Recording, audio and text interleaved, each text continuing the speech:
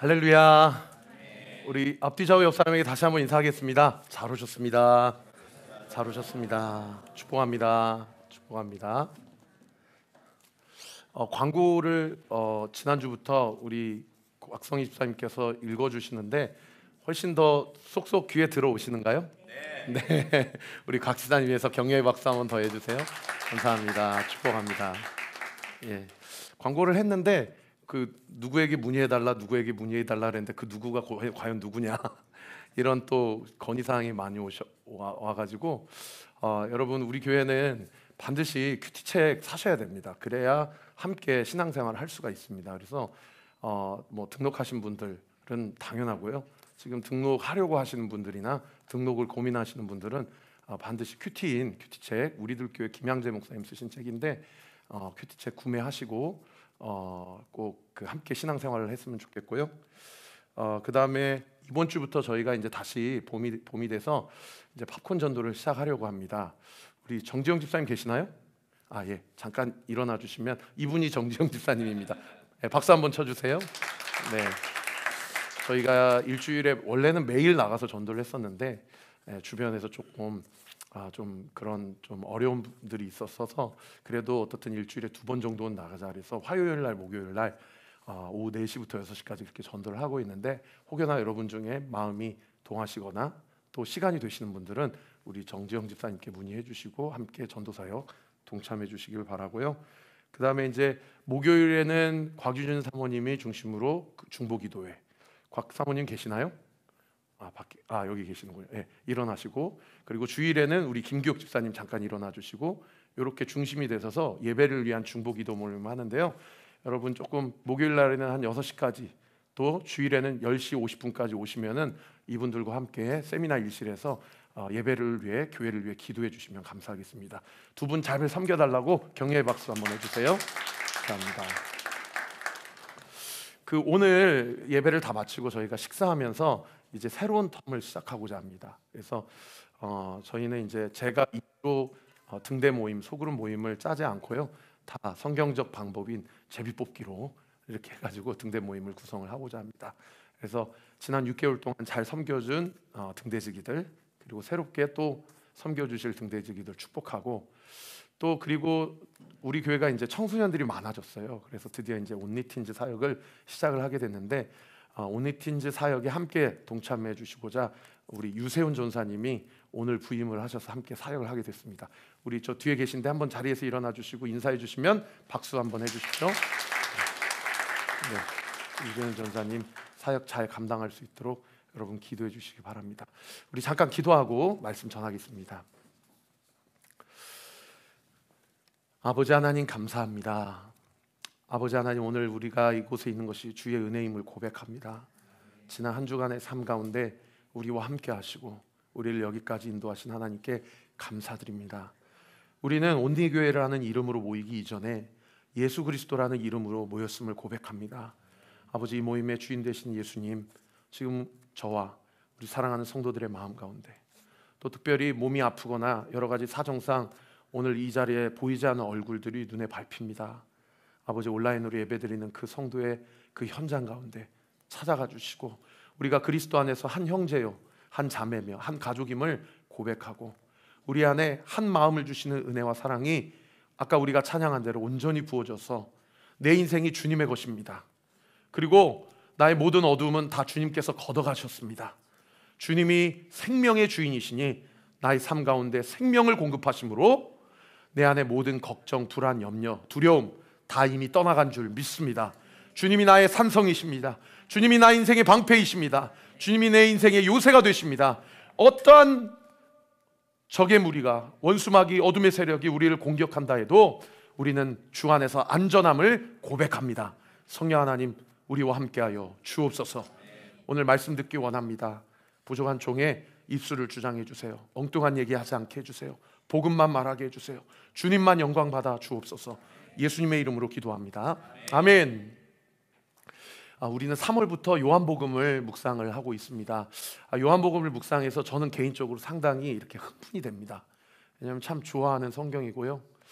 이렇게 뭔가 마태, 마가, 누가처럼 역사적 사실을 기반으로 기술한 어떤 복음서보다는 특별한 요한의 신학이 들어간 그분만의 특징적인 어떤 읽어낼 수 있는 요한 신학이 요한복음서에 가득가득 드러나고 있기 때문에 요한이라는 분은 자기의 어떤 신학적인 메커니즘을 가지고 예수님의 이 사역에 대해서 이렇게 해석을 하셨고 이렇게 나타내셨구나.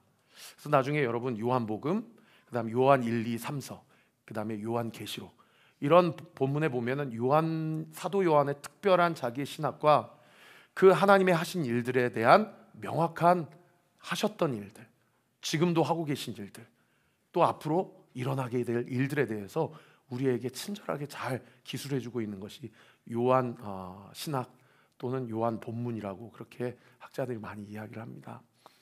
여러분 요한복음에는요 예수님께서 그냥 가셔서 병든 자를 고쳐주시고 배고픈 자에게 먹을 것을 주시고 죽은 사람을 살려주시고 그렇게 하지 않았다. 예수님이 찾아간 분들의 특별한 어떤 특징이 있다는 것을 우리에게 가르쳐주고 있어요. 여러분 요한복음 3장에는 누구를 찾아가셨습니까? 아니 누가 찾아왔죠. 네. 오늘날 우리로 얘기하면 국회의원입니다. 세상적으로 잘 나가는 사람이에요. 이 니고데모라는 사람이 오밤중에 너무나도 창피해서 대학 교수고 너무나도 명망 있는 학자인데 이 거듭남에 대해서 이게 잘 알지 못하니까 오밤중에 다른 사람의 눈을 피해서 예수님을 찾아온 거예요. 거기서 예수님께서 요한 니고데모와의 대화 가운데 영적으로 거듭나는 것이 무엇인지를 자세하게 사도 요한이 기술해주고 있어요. 저는 우리가 다시 모태로 들어갔다 나올 수는 없지만 예수 그리스도의 십자가의 보혈로 우리의 이전의 삶은 완전히 깨끗하게 정리가 되었고 할렐루야. 그리고 그리스도를 영접한 자에게 새로운 삶이 시작되었음이 니고데모의 고백 또는 아리마대 요셉의 고백만이 아니라 오늘 온리교회에 함께 예배드리는 저와 우리 모든 사람의 인생과 신앙의 고백이 되기를 예수님의 이름으로 축원합니다. 그리고 또 4장에는 누가 나타납니까? 정말 한많은 여자의 인생, 그 여자의 인생 가운데 찾아오십니다. 완전 가정이 정말 콩가루 집안이에요. 그리고 인생에 소망이 없는 한 여자예요. 그분에게 예수님이 찾아오세요. 그리고 또 5장에는 누구에게 찾아오십니까? 베데스다 연못가에 38년째 완전히 그냥 몸에 수분이 없습니다. 완전히 마르고 마른 소망이라고는 찾아볼 수 없는 절망의 한복판에 있는 한 병자에게 예수님이 찾아가세요. 그리고 또 6장에는 누구에게 찾아가십니까? 먹을 것이 없는 수많은 굶주린 자들에게 다 빈들로 모여라 라고 하셔서 그들에게 먹을 것을 주시고 마실 것을 주시는 것이죠. 그리고 또 8장에는 누구에게 찾아가십니까? 그 사람도 찾아왔죠. 끌려왔어요. 음행하다가 현장에서 잡힌 한 여인이 예수님 앞에 나왔습니다. 예수님이 그 인생을 어떻게 회복시키시고 구원해 주시는지를 요한 신학이 자세하게 기록하고 있는 부분이 8장이에요. 그리고 9장에는 또 누구에게 찾아가십니까? 날 때부터 한 번도 바깥 세상을 본 적이 없는 그 예루살렘의 유명한 맹인입니다. 이 사람에게 찾아가셔서 진흙으로 칩을 뱉어가지고 이겨가지고 실로암 물가에 가서 씻으라고 하시면서 처음으로 바깥 세상이 어떻게 하나님이 창조하셨는지를 그 인생 가운데 보여주시죠.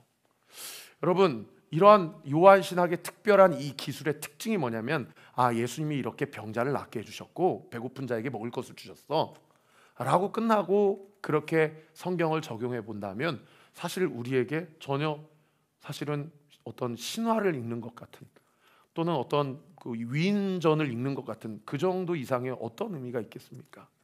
여러분 이러한 요한 신학의 특징이 뭐예요? 예수님이 누구인지를 우리에게 보여주고 있다는 거죠. 할렐루야. 예수님이 누구이시고 그분이 지금도 오늘도 이 순간에도 우리에게 어떤 사역을 하고 계시는지를 분명하게 나타내고 있는 본문이 요한복음, 요한신학의 특징이라고 할 수가 있습니다. 그래서 요한복음에는요 7가지 예수님 스스로가 자기 자신이 누구인지를 나타낸 소위 7가지 예수님의 자기 계시가 마태, 마가, 누가에는 안 기록되어 있는데 똑같은 현장을 보고 똑같은 예수님의 말씀을 기억하고 있었는데 유독 요한만은 그것을 자세하게 기록하고 있다는 거죠. 그 첫 번째가 무엇이었습니까? 오병이어의 잔치를 베풀어 주시고 뭐라고 얘기하셔요? 나는 생명의 떡이다. 너 이 빵 먹고 이 물고기 먹고 배부른 것처럼 나를 먹으면 니네가 배부를 수 있다 라고 그렇게 자기를 계시하신 거예요. 또 두 번째는 뭐라고 계시하셨습니까? 나는 세상의 빛이다. 할렐루야. 요 말씀 8장에 하시고 누구를 고쳐주셔요? 한 번도 바깥 세상을 본 적이 없는 맹인을 고쳐주시는 거예요. 무엇을 요한신학이 우리에게 가르쳐주고 있는 겁니까? 예수 믿는 자에게는 보지 못하는 것들이 보게 되는 역사가 일어나게 된다는 거예요. 할렐루야. 할렐루야. 예수 믿는 자들에게는 소망할 수 없는 것들을 소망하게 되는 놀라운 영적 특권이 주어지게 된다라는 거예요. 여러분 어제 그제 큐티 말씀에도 또 예수님이 세 번째 네 번째 뭐라고 자기 자신을 계시하셨어요? 나는 양의 문이다. 나를 통하지 않고 다른 데로 양의 우리 안에 들어가려고 하는 것은 다 도둑이요 강도다. 무슨 얘기예요? 오직 예수 그리스도를 통해서만 구원받을 수 있다는 것을 계시하시는 것이죠. 그리고 네 번째는 뭐라고 말씀하셨어요? 나는 선한 목자다. 이 악한 목자와 선한 목자의 특징이 뭐라고 해요? 악한 목자는 사꾼이라고 그래서 돈 받는 것 때문에 양을 케어하기 때문에 늑대나 일이나 이 들짐승들이 오면 양 내버리고 도망간다는 거예요. 양 내버리고 도망간다. 그러나 선한 목자는 어떻게 한대요? 양을 위해서 자기의 목숨을 버린다는 거죠. 여러분 나를 살리시기 위해서 십자가에 달려 돌아가신 예수, 그분이 선한 목자 되신 주님임을 믿으시기를 예수님의 이름으로 축원합니다. 그래서요 신앙생활하면서 제일 미련하고 제일 안타까운 상황이 어떤 상황이냐면 예수님 믿으면서도 과거에 얽매이는 있는 사람들이에요. 여러분 사도 바울이 뭐라고 얘기했습니까? 이전 것은 다 지나갔다. 할렐루야. 사랑하는 성도 여러분, 선한 목자 되신 예수님이 내 인생의 주인임을 인정하고 과거에 얽매이는 인생, 과거로부터 발목 잡히는 인생이 아니라 표대를 향하여 앞을 보고 살아가는 삶 되시기를 우리 구주 예수 그리스도 이름으로 축원합니다. 저도요 과거 따지면 여기 못 서 있습니다. 저도 과거 따져 있으면 여기서 내려가야 돼요. 제가 여기서 말씀 전할 수 있는 건 제가 목사여서도 아니고요, 제가 그렇게 말한 대로 설교한 대로 살아서 이 자리에 있는 것이 아니라 전적인 하나님의 은혜인 줄 믿습니다. 그리고 다섯 번째는 뭐라고 말씀하시냐면 나는 부활이요 생명이다 라고 말씀하시고요, 여섯 번째는 나는 길이요 진리요 생명이다, 마지막 일곱 번째는 나는 포도나무다 라고 하는 것이 요한복음에 나타난 특별한 이야기라는 거죠. 하나님의 자기 계시라는 거예요. 여러분 오늘 본문도 마찬가지입니다. 사실 오늘 내일 모레까지 요한복음 11장에는요 제가 보기에는 기적 중에 기적이에요. 이런 기적은 예수님 이전에도 없었고 이전에 또 죽은 자들이 살아나는 역사가 있었네요. 선지자들을 통하여 예수님이 이런 일들을 하신다라는 거예요. 무엇입니까? 예수 안에 거하는 자, 예수의 이름을 붙잡는 자들은 죽은 영혼, 죽은 몸뚱아리가 살아나는 역사가 일어난다라는 겁니다. 할렐루야. 저도 지난주에 장례식 집례를 하고 왔거든요. 늘 고민이에요. 이런 말씀 이렇게 선포하는 거 내가 이거 진리 맞나? 내가 정말 이걸 믿고 이야기하는 건가? 정말 예수 믿으면 죽었다가 살아나는가? 이런 생각이 저도 목사지만 이렇게 저렇게 막 속으로 마음으로 들어와요. 그런데 이거는 제가 하고 싶은 얘기를 하는 게 아니잖아요. 그죠? 말씀에 적혀 있는 사건을 분명하게 드러내는 하나님의 계시입니다. 믿으시면 아멘. 여러분 이 나사로를 살리시기 위해서 예수님이 자기 자신을 뭐라고 계시하시냐면 이제 내일 본문에 나와 있는데요, 우리 25절 26절 말씀 같이 한번 읽겠습니다. 시작. 예수께서 이르시되 나는 부활이요 생명이니 나를 믿는 자는 죽어도 살겠고 무릇 살아서 나를 믿는 자는 영원히 죽지 아니하리니 이것을 내가 믿느냐. 할렐루야. 예수 믿는다고 다 죽었다가 살아나는 거 아니던데 이 말씀 선포하는 거 맞나? 지난주에 장례식 집례하고 왔는데 맞나? 여러분 맞습니다. 여러분 예수님 다시 오시는 그날에 죽은 몸뚱아리가 다 부활됩니다. 믿으시면 아멘. 그래서 다시 한번 25절에 띄워주시면 뭐라고 얘기하십니까? 나를 믿는 자는 죽어도 살겠고, 할렐루야, 살아서 나를 믿는 자는 영원히 죽지 아니하리니. 믿으시면 아멘. 죽는다고 끝이 아니라는 거예요. 죽어도 죽지 않는 게 우리의 존재의 실체라는 겁니다. 그러면서 예수님이 우리에게 뭐라고 도전하셔요? 26절 하반절에 너희가 이것을 믿느냐? 라고 우리에게 말씀하시는 거예요. 그러니까 이 나사로를 살리신 이 본문은 결국 예수님이 어떠한 능력을 가지고 계신 분이신가를 드러내기 위해서 이 기적을 베풀어 주시기 이전에 사실 우리를 위해서, 우리의 무엇을 위해서 이 기적을 베풀어 주셨습니까? 따라합시다. 나의 믿음을 위해서. 나의 믿음을 위해서. 여러분, 그리스도인들이 신앙생활하면서 가장 갈팡질팡하게 되는 경우가 어떤 경우냐면요, 믿음이 약해질 때예요. 믿음이 약해질 때.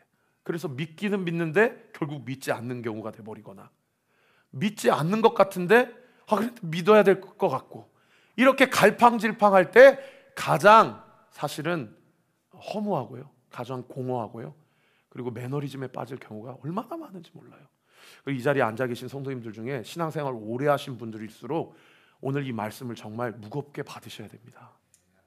네가 믿느냐? 예수님이 내가 죽은 자도 살릴 수 있는 자다라는 것을 드러내시기 이전에 우리의 믿음을 위해서 이 기적을 베풀어 주셨고, 이 본문을 요한복음 11장에 기록해 놓으셨다라는 거예요. 그래서 오늘 본문 11장 15절에도요, 우리 같이 한번 읽어볼까요? 시작.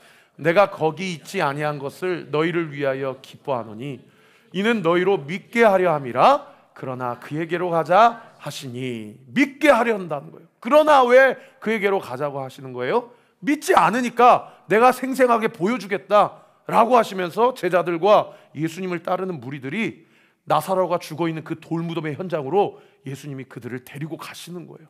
믿지 않으니까. 우리 자신에게 질문해 봐야 돼요. 나는 진정으로 살아계신 예수님을 믿는가? 나는 정말 말씀을 묵상하고 내 삶 가운데 적용해 보면서 이 말씀이 살아 운동력이 있는 하나님의 말씀이요, 진리이고, 이 말씀이 내 마음 가운데 그리고 내 삶 가운데 실체적으로 나를 살아나게 할 뿐만 아니라 나를 향한 주님의 뜻이 이루어지게 하는 하나님의 생명의 말씀임을 진실로 믿는가?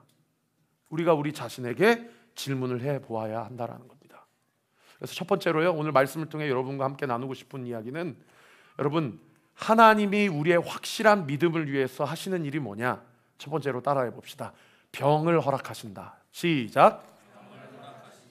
여러분, 몸이 건강한 성도님들은 이 첫 번째 텍스트를요, 병 가로하고 고난이라고 그렇게 해석해도 크게 나쁘지 않습니다. 우리 인생 가운데 믿음을 위해서 뭐를 허락하신다고요? 병을 허락하시고요, 고난을 허락하신다라는 거죠. 우리 5절 말씀 같이 한번 읽어보겠습니다. 시작. 예수께서 본래 마르다와 그 동생과 나사로를 사랑하시더니. 제가 왜 이 말씀을 읽자고 그랬냐면, 마르다와 마리아와 나사로, 이 3남매의 가정을 예수님이 특별히 사랑하셨어요. 그래서 예루살렘에서 동편으로 가면 겟세마네 동산, 예수님께서 잡히시기 전날 밤에 땀방울이 핏방울이 되도록 기도하셨던 그 동산이 있거든요. 그 작은 산에서 조금만 더 가면 어디가 있냐면 베다니가 있어요. 베다니. 이 베다니가 바로 이 3남매가 사는 지역입니다. 그러니까 예수님이 여리고성을 지나서 베다니를 걸쳐서 예루살렘에 입성하실 때 늘 머무셨던, 예수님의 숙소 역할을 했던 곳이 베다니의 이 나사로의 집이에요. 그때마다 마리아, 마르다, 나사로가 우리 주님 오셨다, 우리 주님 오셨다 그러면서 중동 지방에 얼마나 모래바람이 많습니까? 발로 씻겨주시고, 심지어 마리아가 머리털로 예수님의 발을, 향유를, 옥합을 끼워서 씻겨주고, 마르다는 첫째니까, 그 언니니까 주방에 가가지고 막 이것저것 예수님한테 어떻든 좀 허기를 달래기 위해서 여러 요리를 하고, 특별하게 예수님을 모셨던 가정이 바로 이 가정이에요. 그러니까 5절 말씀에 뭐라고 기록되어 있어요? 예수님도 이 가정, 이 3남매를 사랑하셨어요. 그런데 제가 왜 이 말씀을 읽자고 그랬냐면요, 사랑하시는데 그 가정에 어떤 일이 일어납니까? 이 오빠 나사로가 죽을 병에 걸리는 일이 일어난다라는 거예요. 일어난다라는 거예요. 여러분, 그런 질문 해본 적 없으십니까? 주님, 나 사랑하시는 거 맞아? 그런데 왜 나는 내 삶이 왜 이래? 주님 나 사랑하시는 거 맞아? 그런데 왜 내 기도는 이렇게 응답이 더뎌? 여러분 이런 생각 해보신 적 있으시지 않으십니까? 여러분 이 11장의 말씀 나사로 들으라고 하신 말씀이 아니고요, 우리에게 하신 말씀이에요. 특별히 오늘 성도님들 중에 병과 관련돼서 힘들어하고 있는 성도님들, 특별히 오늘 성도님들 중에 고난 가운데 한복판에 놓여져서 너무나도 하루하루의 삶이 버거운 성도님들, 이 성도들에게 사랑하시는데 병이 찾아오고 사랑하시는데 고난에 놓여지는 일들이 얼마든지 우리의 실존적인 삶 가운데 있을 수 있다라는 거죠. 무엇을 위해서? 나의 믿음을 위해서. 할렐루야. 여러분 제가 너무 정답을 일찍 얘기해 버렸습니까? 여러분 따라합시다. 하나님은 나의 믿음을 위하여 때로는 나에게 병을 주시고 나에게 고난을 주실 수도 있다. 할렐루야.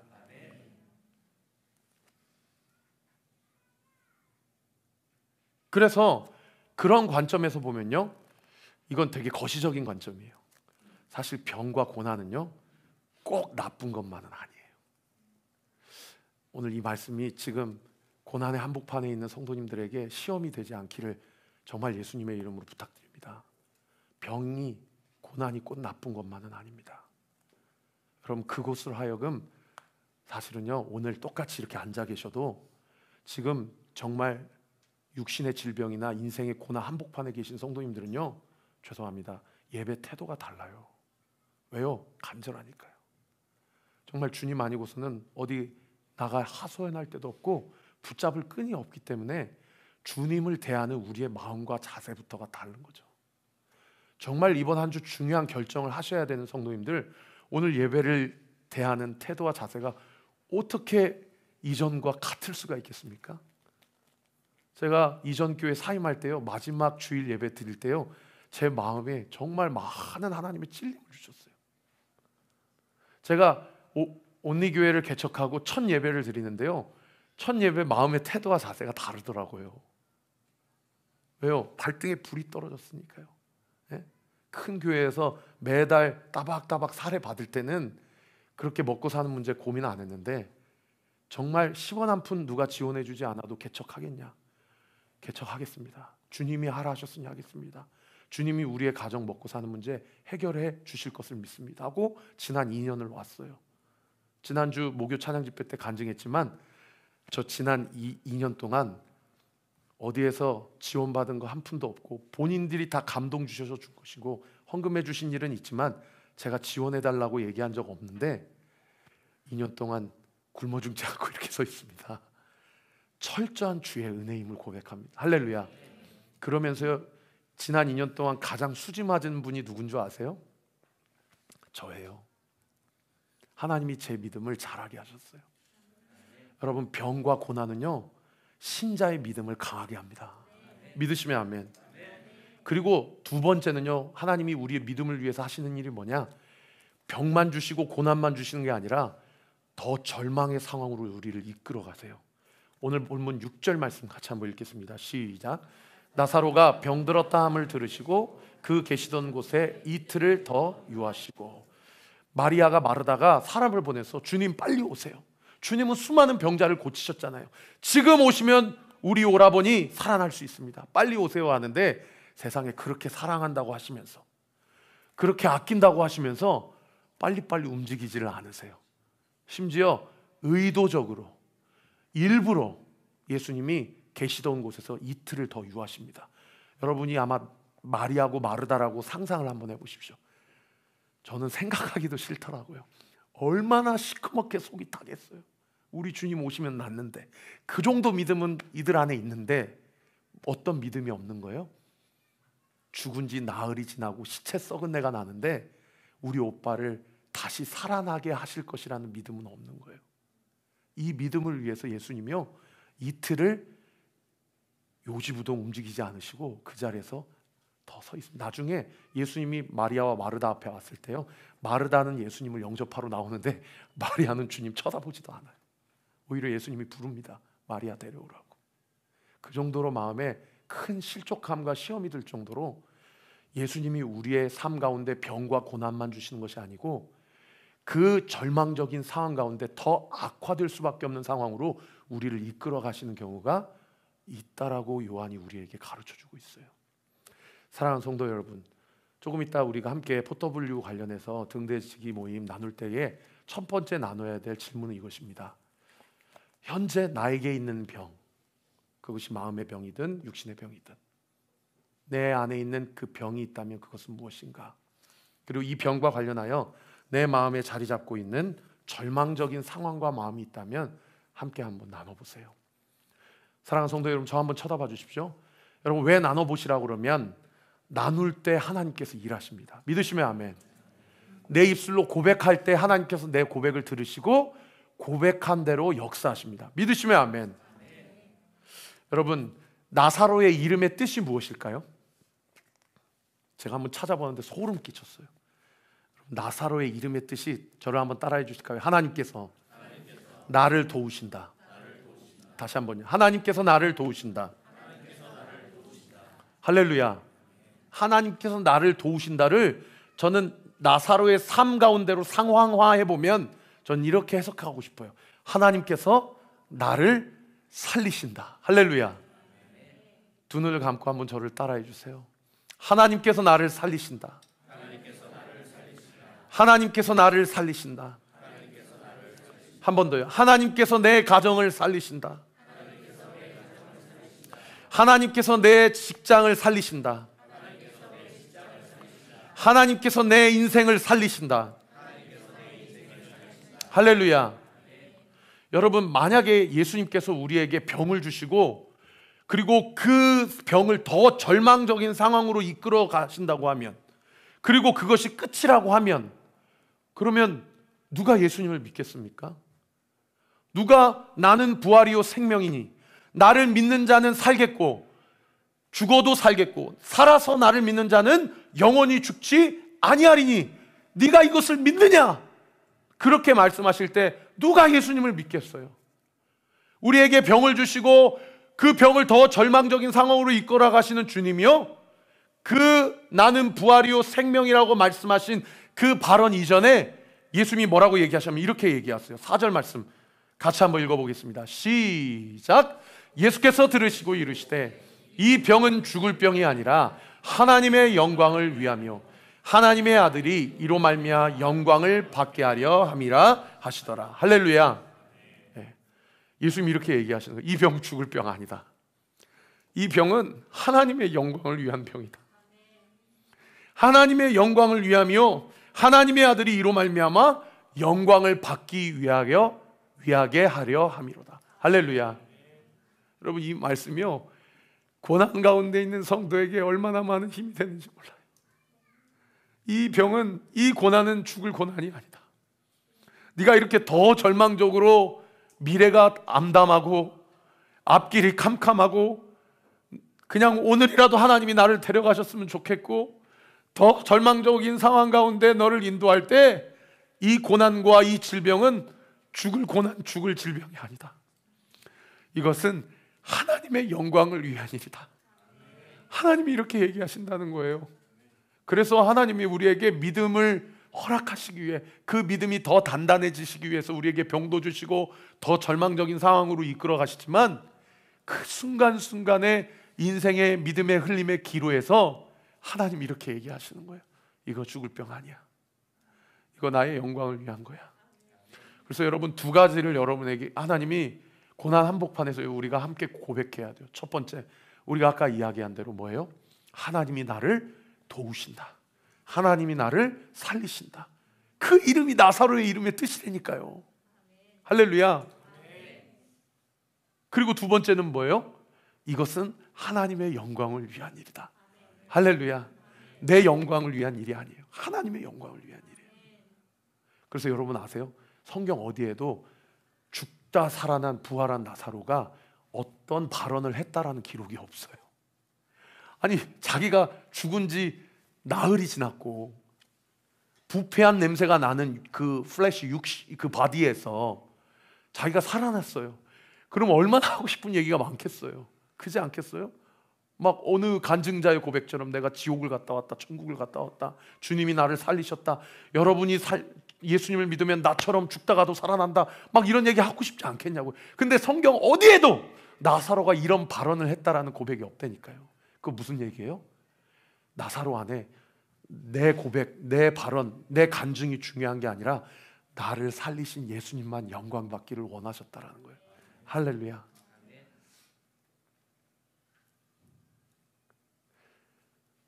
성 어거스틴은 이 본문을 주의하면서 뭐라고 얘기했냐면요, 나사로야 살아나와라, 나사로야 일어나라 라고 얘기했을 때 예수님께서 나사로의 이름을 부르지 않았다면 주위에 있던 죽은 모든 자들이 그분의 음성을 듣고 살아서 나왔을 것이다, 이렇게 주의하더라고요. 나사로야 일어나라, 나사로야 나오라 라고 말씀하실 때 이름을 부르지 않았다면 그 주변의 무덤 안에 매장되어 있는 모든 시신이 다 일어났을 것이다, 이렇게 주의하더라고요. 말씀의 결론을 맺겠습니다. 제가 3주 전에, 우리 성도님들은 다 아시지만 우리 교회 난치 질환으로 이렇게 투병 생활 하시는 분 계시잖아요. 제가 집 신방을 다녀왔거든요. 그리고 지난주에 한번 와주세요라고 그랬는데 제가 지난주에 고향을 내려갔다 오느라고 못 갔어요. 그래서 이번 주에 가야 돼요. 근데 오늘 안 오셨어요. 그래서 예배드리는 제 마음이 편치가 않아요, 사실. 근데 감사한 거는 저는 사실 잘 몰랐어요. 하나님이 우리 교회 보내주셔서 그분과 교제를 시작하게 됐고, 그분이 성경 필사를 하면서 날마다 본인이 한 글자 한 글자 꾹꾹 눌러 쓰신 그 성경 본문을 매일마다 저에게 보내주실 때 그것이 그분과 저와의 매일마다 교제하는 작은 대화하고 교제거든요. 저는 그 시간을 되게 기다려요. 우리 성도님들이 말씀을 쓰고 저에게 보내주실 때 그 쓴 필사 말씀을 읽으면서 제가 얼마나 은혜를 받는지 몰라요. 3주 전에 그분께 신방을 하고 사실은 그때는 우리 교회 등록도 하시기 전이었어요. 그리고 참 교회 처음 오셨을 때 목사님 몸이 아프니까 마음이 우울해집니다, 그 말 한마디가 제 마음에 큰 짐이 되어서 우리 교회 등록하실지 안 하실지 잘 모르겠지만 내가 그래도 여기서 집이 양주시거든요. 그러니까 한 3-40분 가야 돼요. 여러분 고속도로로 3-40분 가려면은 국도로 가면 몇 분 걸립니까? 여기 가까운 거리가 아닙니다. 가서 그분 신방을 했어요. 그랬더니 그분이 집에 저를 맞이해 주시면서 첫 마디 하시는 말씀이 목사님 오신다고 집안 청소하고 제가 목욕을 했습니다. 그래서 제가 그렇게 말씀드렸어요. 집사님 이렇게 우울에 빠지지 않고 또 이렇게 목욕도 하시려면 제가 자주 와야 되겠네요. 그렇잖아요. 몸이 아프고 병원에서 모르는 질환이라고, 난치병이라고 얘기를 하면 움직이기가 싫을 거 아닙니까? 그분 와이프 되시는 집사님께서 저를 위해서 아주 맛있는 만둣국을 이렇게 대접을 해주셨어요. 그리고 그 식사 한 그릇을 입에 넣고 먹는데 그분과 이렇게 함께 교제하는 시간이 저에게 너무 감사한 시간이었어요. 그분과 이런저런 대화를 하는데 이렇게 저렇게 반찬을 막 내다 주시는 그 아내분 되시는 집사님이 함께 식사를 하려고 옆자리에 딱 앉으시면서 저한테 그 말씀을 하시는 거예요. 목사님, 저는 알아요. 남편의 이 질병은 죽을 병, 못 고치는 난치병 아니에요. 이 병 하나님이 고치실 것이란 믿음이 저에게 있어요. 그렇게 저한테 얘기를 해요. 근데 생각해 보면 집에 운전하고 오면서 그런 생각이 들더라고요. 사실 내가 가서 하고 싶은 얘기가 그 얘기였는데, 한두 시간 그분하고 식사하고 교제하면서 내가 정말 하고 싶은 그 한마디, 딱 한마디만 할 수 있다면 하고 싶은 그 한마디가 그 마디였는데, 나는 그냥 가서 식사해주고 같이 옆에 있어주고 기도해드리고 왔는데 내가 하고 싶은 얘기 나는 안 했는데, 나는 못했는데 그 아내 되시는 집사님이 그분 옆에서 제 앞에서 그 고백을 하는 거예요. 이 병은 죽을 병 아닙니다. 이 병은 하나님의 영광을 위한 병입니다. 그렇게 고백해 주시는데 운전하고 오는 시간 내내 제가 얼마나 울었는지 몰라요. 그리고 그 다음날 새벽부터 기도하면서요, 제 안에 확신이 생겼어요. 온리교회 이분이 등록하면 하나님께서 이 교회의 머리 되심을 분명하게 나타내시기 위해서 이 집사님의 난치 질환을 고쳐주시겠구나. 할렐루야. 저 그렇게 새벽마다 기도하고 있습니다. 사랑하는 성도 여러분, 여러분 주변의 사람들을 한번 돌아보세요. 주변에 얼마나 영적으로 죽어있는 영혼들이 많이 있습니까? 그죠? 저는 오늘도 이 시간 담대하게 선포합니다. 죽어있는 영혼들, 예수 그리스도 이름 앞에 나올 때 나사로가 부패한 시체를 가지고도 분명하고 선명하게 살아났듯이 우리 온리교회가 생명 되신 예수님을 분명하게 증거하고 전하게 될 때에요, 우리 교회 보내주신 모든 영혼을 살려주실 줄 믿습니다. 우리가 그렇게 믿음을 가지고 함께 기도할 때 영혼이 살아나는 역사가 우리 두 눈으로 똑똑히 목도하게 될 것을 믿습니다. 지난주에도 우리가 간증했잖아요. 아무리 남편이 전도하려고 하는데 아내가 전도가 안 되는데 자녀들이 엄마 교회 나가자 했고, 지난주에 한 자매가 등록을 해서 제가 간증했잖아요. 그런 생각이 들더라고요. 하나님, 저에게도 홍해 기적 좀 보여주세요. 좀 죽은 사람이 벌떡벌떡 일어나는 기적 보여주세요. 이번 주 목요일부터 제가 목요 찬양 집회 3명씩 안수기도 할 때 그 만성적인 질환이 고침받는 역사가 우리 교회에 나타나게 하시고, 그래서 우리 교회 최영천 목사님께 안수기도 받으면 그 만성적 질환이 고침받는다, 좀 이런 소문이 나게 해주세요. 제가 그렇게 기도했는데 하나님이 제 마음 가운데 찔림을 주시는 거예요. 야, 아무개 성도가 그렇게 교회 교자도 꺼내지 말라, 그렇게 얘기했던 성도가 지난주에 등록하고 네가 설교에서 간증하지 않았냐? 그렇게 한 영혼이 주께로 돌아오는 기적이 여러분 홍해를 가르는 기적보다 더 큰 기적임을 믿으시기를 예수님의 이름으로 축원합니다. 우리가 그렇게 함께 서로를 위해 기도하고 교회를 세워갈 때요, 우리 교회 죽어가는 영혼들 살아나고 질병에 눌림받는 영혼들이 고침받는 역사 나타나게 될 줄 믿습니다.